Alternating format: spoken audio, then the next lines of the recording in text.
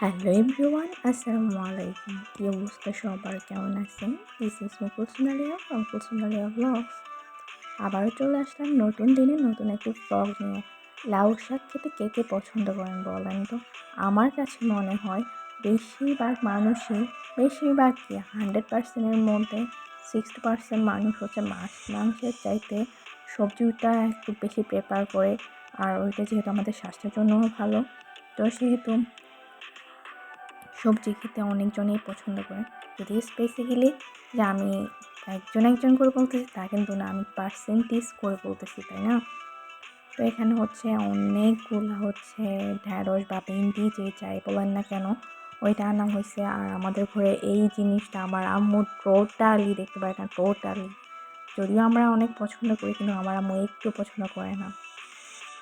আজকে রান্নার মেনুতে আছে হচ্ছে ঢ্যাঁড়স ভাজি, লাউ শাক হচ্ছে রান্না করছে, কুমড়া শাক রান্না করছে, আবার লাউ শাক ভাজি করছে, সাথে হচ্ছে মাছ ভাজি করছে, চিকেন তো আছেই।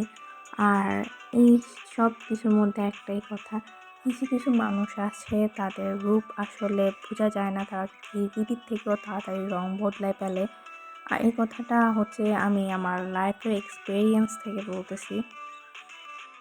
গুটি কয়েক মানুষের জন্য আসলে আমাদের সমাজটা নষ্ট হয়ে যায়। তারা সামনে এক কথা বলে, পেছনে অন্য কথা বলে। সামনে যদিও একদম সাধু সাজে, কিন্তু পেছনে এমনভাবে কথা বলে মনে হয় যেন মানে যার নামে কথাটা বলতেছে তার থেকে খারাপ মনে হয় এই পৃথিবীতে আর কেউ নাই। আমি বুঝি না মানুষ কীভাবে এরকম করতে পারে। আর সবাই আমার জন্য দোয়া করবেন, আমি যেন অনেক তাড়াতাড়ি সুস্থ হয়ে যায়, ভালো হয়ে যায়। আমার এই অসুস্থতার পেছনে যে আমার মায়ের কত বড় অবদান আছে ওইটা শুধু একমাত্র আমি আর আমার আল্লাহই জানি। আর এই অসুস্থতাটা শুধু মায়েরাই বুঝতে পারে যে তার সন্তানের কীরকম খারাপটা লাগতেছে। অন্যজন মানে আদার্স পার্সনের কথা বলে তারা হচ্ছে দেখে মজা নেয় বা জাস্ট আস্কিং করে যে কেমন আছো, হাই হ্যালো, এই পর্যন্তই। তারা কিন্তু সেবা বা শুশ্রূষার টাইমে কখনোই পাশে থাকে না, দূর থেকেই শুধু ইনফরমেশান দিতে পারে। এই ইনফরমেশানটা তো লাভ নেই ভাই। এই ইনফরমেশান শুধু হচ্ছে তখনই কাজে লাগবে যখন হচ্ছে এটা কাজে আসবে, তাই না? এটা শুধু লোক দেখানোর জন্য এই কথাগুলো বলা একদমই আমার পছন্দ না। অ্যাজ এ মুসলিম হিসেবে আমাদের সবাইকেই হচ্ছে মারা যাইতে হবে, এটা অনিবার্য। তো আমি যদি আমার কাছে অনেস্ট থাকি তাহলে আমার নিজের কাছেও প্রাউড ফিল হবে, তাই না? আর আমি যদি ক্রিকেটের মতো রং বদলাই, পিছনে একরকম থাকি আর সামনে আসলে অন্যরকম হয়, এই গিরগিটির রঙের মতো জীবনের তো আমাদের দরকার নাই। যাই হোক, চারপাশে মানুষের হচ্ছে জীবনযাত্রা দেখে আমার এই কথাগুলো বলতে মন চাইলো, এই জন্য বললাম।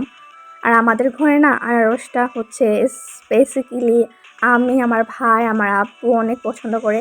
এখন যেহেতু আমার বোনজামাই আছে, আসলে আমার বোনজামাইয়ের কথা বলে শেষ করা যাবে না। সে মানে এতটাই ভালো আর এতটাই ভালো মনের অধিকারী। সে হচ্ছে একদম সবসময় আমাদের ফ্যামিলির সাথেই থাকে, সব কিছুর মধ্যে ইনভলভ থাকে। শুধু যে মানে ইনভলভ থাকে এই জন্য ভালো তা কিন্তু না, অ্যাকচুয়ালি তার মনটাই অনেক ভালো, এই জন্য সে সব কিছুই পজিটিভলি দেখে। যাই হোক, এই গরমের মধ্যে এইবারে আমের ফলন এমনিতেই অনেক কম হয়েছে, তার মধ্যে এত পরিমাণ গরম, তার গরমের সাথে সাথে আমগুলা হচ্ছে নিচে ঝরে পড়ে যাচ্ছে। কার এলাকায় কীরকম আম ধরছে এবারে কমেন্টে জানাতে ভুলবেন না।